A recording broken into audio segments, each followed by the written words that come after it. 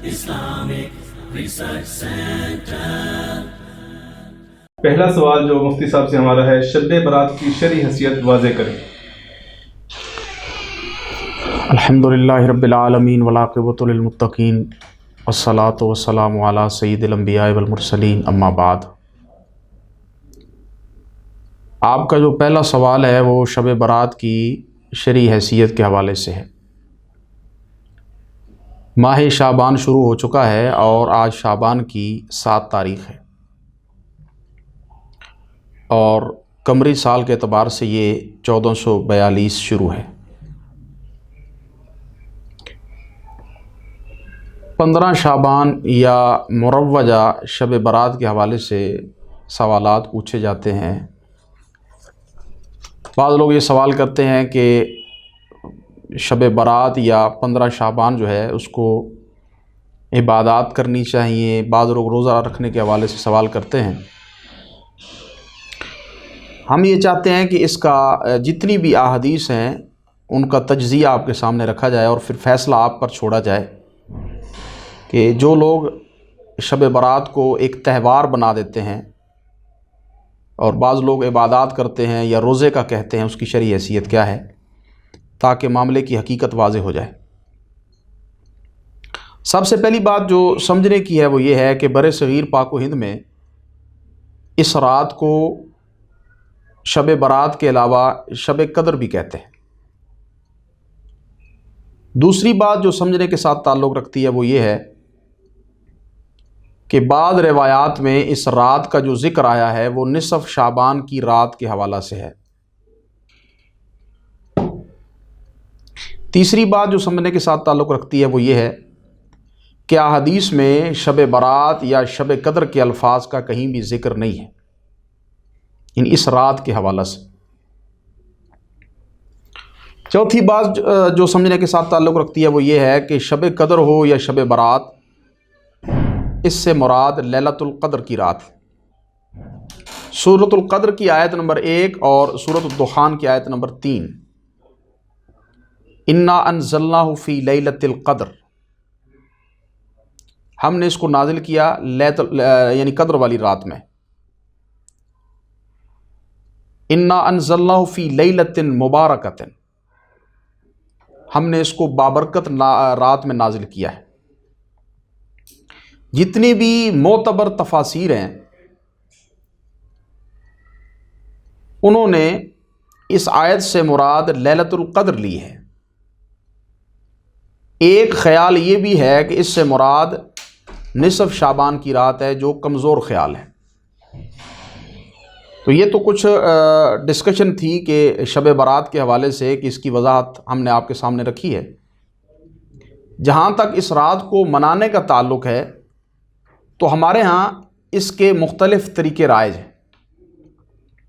پہلا طریقہ یہ ہے کہ عمدہ قسم کے کھانے بنائے جاتے ہیں، اس شام کو پکائے جاتے ہیں، لوگوں میں تقسیم کیے جاتے ہیں۔ دوسرے نمبر پر ہے آتش بازی۔ اس رات کو آتش بازی کی جاتی ہے، پٹاخے چلائے جاتے ہیں، لوگ ایک اعتبار سے بطور تہوار اس کو مناتے ہیں۔ تیسری بات یہ ہے کہ اس رات کے استقبال کے لیے لوگ اپنے گھروں کو صاف کرتے ہیں، انہیں خوب سجاتے ہیں، اور ان کا عقیدہ اور نظریہ یہ ہے کہ جو لوگ دنیا سے رخصت ہو چکے ہیں ان کی جو ارواح ہیں، جو روحیں ہیں، وہ گھروں میں آتی ہیں۔ چوتھی جو صورتحال ہے اس رات کو منانے کی وہ یہ ہے کہ خصوصی اہتمام کے ساتھ بعض اوقات اجتماعی شکل میں قبرستان کی زیارت کی جاتی ہے اور دعائیں وغیرہ کی جاتی ہیں۔ پانچواں طریقہ زیادہ معروف ہے کہ دن کو روزہ رکھا جاتا ہے اور رات کو عبادت کی جاتی ہے۔ تو اس حوالے سے جو روایات پیش کی جاتی ہیں، پہلے ہم ان کا تفصیلی جائزہ لیتے ہیں کہ وہ روایات ان کی شرعی حیثیت کیا ہے۔ پہلی جو روایت ہے وہ جامع الترمذی کی ہے، حدیث نمبر ہے 739۔ اس روایت کے جو الفاظ ہیں وہ یہ ہیں کہ اللہ رب العزت آسمان دنیا کی طرف یعنی نزول کرتے ہیں اور بنو کلب کی بکریوں کے بالوں سے زیادہ لوگوں کو معاف کر دیتے ہیں۔ امام ترمذی رحمۃ اللہ علیہ نے اس روایت کو ذکر کیا اور ذکر کرنے کے بعد فرمایا سمعت محمدً یضاعف ھذا الحدیث، یعنی اس میں ایک سند کے اعتبار سے فالٹ یہ ہے کہ امام بخاری رحمۃ اللہ علیہ نے اس روایت کو ضعیف قرار دیا۔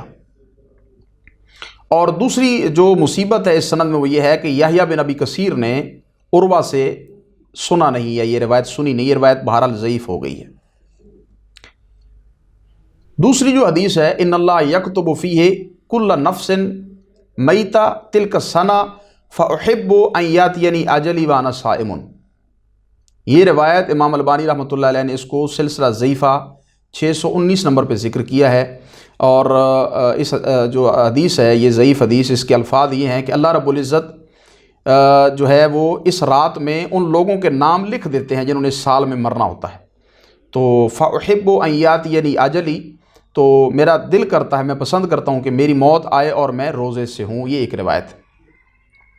البانی رحمۃ اللہ علیہ نے اس روایت کو ضعیف الترغیب میں ذکر کیا، اور اس کی جو تفصیل ہے وہ سلسلہ ضعیفہ 619 میں ذکر کی کہ یہ روایت ضعیف ہے۔ دو روایتیں ذکر کی، ایک جامع ترمذی کے حوالے سے ہے، اور دوسری جو روایت ہے وہ ضعیف الترغیب میں ہے اور سلسلہ ضعیفہ میں ہے، یہ دو روایتیں تو ضعیف ہو گئی ہیں۔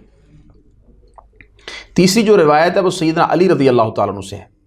اور اس کے الفاظ یہ ہیں، اذا كانت لیلۃ النصف من شعبان فقوموا لیلہا وصوموا نہارہا، تو جب شعبان کی نصف رات ہوتی ہے تو اس میں آپ نے رات کو قیام کرنا ہے اور دن کو روزہ رکھنا ہے۔ تو یہ روایت موضوع اور من گھڑت ہے، کیونکہ اس میں ابو بکر بن محمد بن ابی صبرہ الصبری المدنی جو راوی ہے یہ ضعیف ہے، اور یہ بلکہ امام احمد بن حنبل رحمہ اللہ فرماتے ہیں کہ یہ راوی ایسا ہے جو روایتیں گھڑتا تھا، تو یہ روایت اس حساب سے اگر دیکھیں تو موضوع اور من گھڑت ہے، اور یہ روایت ابن ماجہ میں 1388 نمبر پہ موجود ہے۔ جو چوتھی روایت ہے اس کے الفاظ یہ ہیں، ان اللہ لا یطلع فی لیلۃ النصف من شعبان فیغفر لجمیع خلقہ الا لمشرک او مشاحن، اللہ رب العزت نصف شعبان کی جو رات ہے اس میں جو ہے وہ آسمان دنیا پر نزول کرتے ہیں اور تمام مخلوق کو معاف کر دیتے ہیں، کینہ پرور کو معاف نہیں کرتے، مشرک کو معاف نہیں کرتے ہیں۔ تو یہ جو روایت ہے یہ بھی ابن ماجہ کی 1390 نمبر پہ، اور اس میں ایک راوی عبداللہ بن لہیہ جو اختلاط کا شکار تھا، تو یہ روایت بھی بہرحال ضعیف ہو گئی ہے۔ ایک راوی زمار ہے، وہ مجہول ہے، تو یہ روایت بھی استدلال کے قابل نہیں ہے۔ جو پانچویں روایت ہے اس کے الفاظ ہیں، رجب شہر اللہ و شعبان شہری و رمضان شہر امتی، یہ الفاظ ہیں۔ تو رجب اللہ کا مہینہ ہے، شعبان میرا مہینہ ہے، اور رمضان میری امت کا مہینہ ہے۔ تو ابو بکر النقاش جو ہے اس میں ایک راوی ہے جو قذاب ہے، جو روایتیں گھڑتا تھا۔ تو یہ جو 5 روایتیں میں نے آپ کے سامنے ذکر کی ہیں، یہ روایتیں پرلے درجے کی ضعیف ہیں جن سے استدلال درست نہیں۔ ایک چھٹی روایت ہے جس کو صلاۃ البراء بھی کہتے ہیں، صلاۃ الالفیہ بھی کہتے ہیں، اور امام سیوطی رحمۃ اللہ علیہ کی جو کتاب ہے اللآلی المصنوعہ فی احادیث الموضوعہ، جلد 2 صفحہ 49 اور 129، اس میں سیوطی رحمہ اللہ نے 3 سندیں ذکر کی ہیں اس روایت کی، اور اس 3 سب کی سب جو سندیں ہیں، ان سندوں کے اندر جو راوی ہیں وہ پرلے درجے کے مجہول ہیں، تو مجہول راوی جو ہیں وہ ان سے استدلال ان روایات سے جو ہے وہ کرنا درست نہیں ہے۔ اوپر والی جو روایات آپ کے سامنے 5 میں نے ذکر کی، اس میں پرلے درجے کے ضعیف راوی، وزار راوی، کذاب راوی ہیں جو روایات کو گھڑتے تھے، اور یہ جو روایت سیوطی کے حوالے سے میں نے آپ کے سامنے ذکر کی ہے اللآلی المصنوعہ کے حوالے سے، تو اس میں بھی اس کی 3 سندیں ہیں، اور سب کے اندر مجہول یا ساقط الاعتبار راوی ہیں جن سے استدلال درست نہیں ہے۔ جو پہلی روایت جامع ترمذی کی میں نے آپ کے سامنے ذکر کی، جس میں اللہ رب العزت جو ہے وہ آسمانی دنیا پہ نزول کرتے ہیں، اور بنو کلب کی جو بکریاں ہیں ان کے بالوں سے زیادہ لوگوں کو اللہ تعالیٰ معاف فرما دیتے ہیں، اس روایت کو سامنے رکھتے ہوئے البانی رحمۃ اللہ علیہ نے سلسلہ صحیحہ جلد 3 صفحہ 135 میں اور رقم الحدیث جو ہے 1144 میں لکھا، حدیث صحیح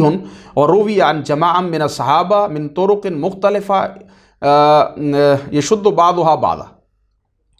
یہ جو حدیث ہے یہ صحیح ہے، اور صحابہ کی ایک جماعت نے اس کو ذکر کیا ہے، اور اس کے کئی ایک طرق ہیں، وہ طرق بعض کو قوی کر دیتے ہیں۔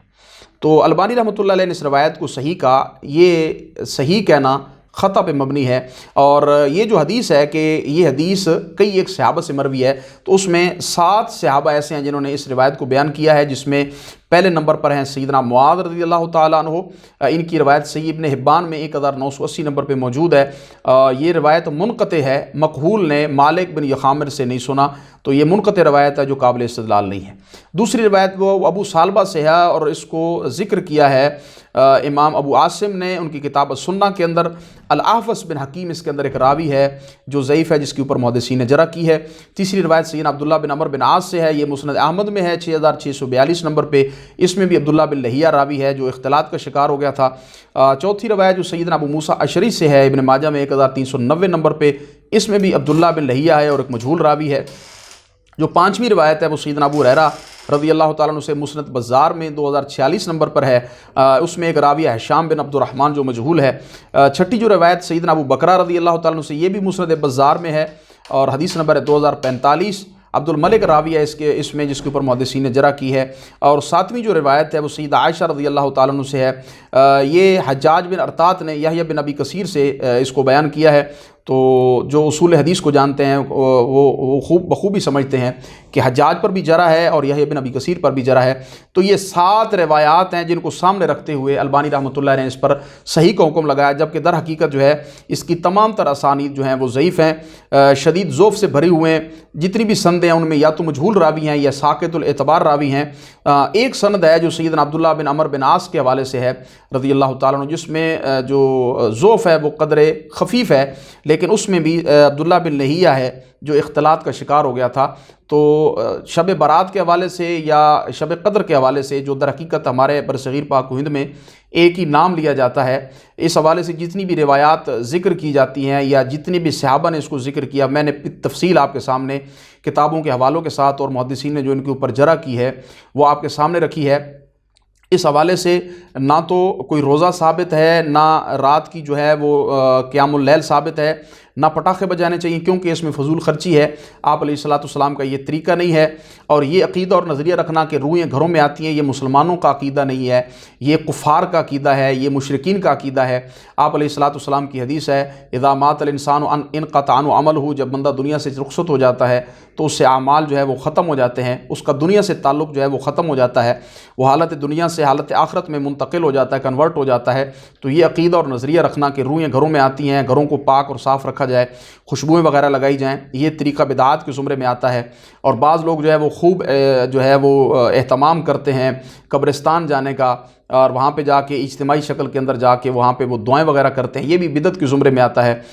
آپ علیہ السلام کی حدیث ہے کہ قبروں کی زیارت کرو فإنها تذکر الآخرہ، یہ آخرت کی یاد دلاتی ہیں۔ اس نظریے سے کبھی بھی جایا جا سکتا ہے۔ 15 شعبان کی رات کو یا شب برات کے حوالے سے جو لوگ نام دیتے ہیں، مروجہ نام دیتے ہیں، جس کا حدیث کے اندر ذکر نہیں ملتا ہے، بالخصوص جو ہے وہ پٹاخوں کا اہتمام کرنا یا قبرستان میں جا کے دعائیں کرنا یا اپنے گھروں کو صاف کرنا یا دن کو روزہ رکھنا اور رات کو جو ہے وہ قیام کرنا، کسی بھی صحیح مرفوع متصل حدیث سے ثابت نہیں ہے۔ یہ عمل جو ہم کرتے ہیں ثواب سمجھ کے کرتے ہیں، لیکن